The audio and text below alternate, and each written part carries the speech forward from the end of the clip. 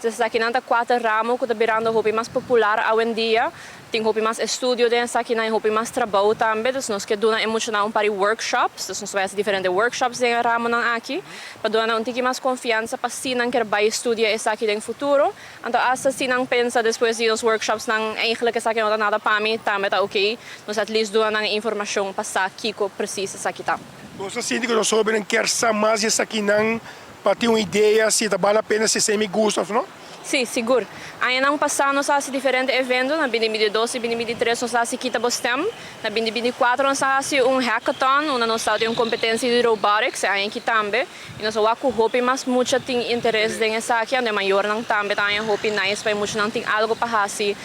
Para fora escola só, porque na escola não assim basta, mas não está de hopi com ang mang, e sei nós quer para muito não sim um tique mais. Ok, chega somente em vosso ponto de vista, o crescimento, o interesse está mais alto, pero é muito não está compreendendo em que direção está indo, sim?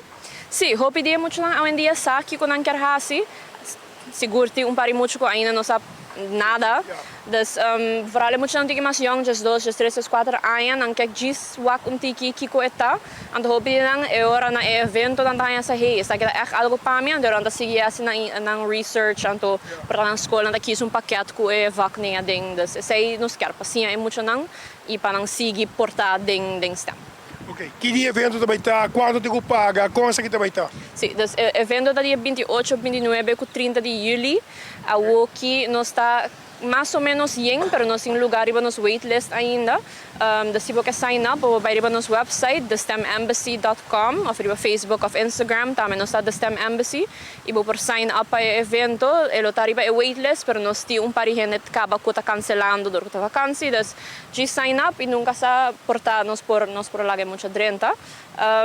Ele está workshops, dia 28 e 29, dia 30 nós tem field trips, então à noite nós tem STEM Festival, que também nós fazemos pari aí acaba, nós invitamos diferentes companhias e organizações nang pabing com booth, então agora para donar muito nang mais informação, bisa nang trabalho na Aruba, bisa nang kiko pati estudar, portar pati trabalho na onde é companhia nang aqui e é muito nang mês que a bike kita postam, ta mostra kiko tour nang atraha, paso na traha ko nang mang, des nang lo mostra agora kiko tour na atraha na pueblo maior ng família.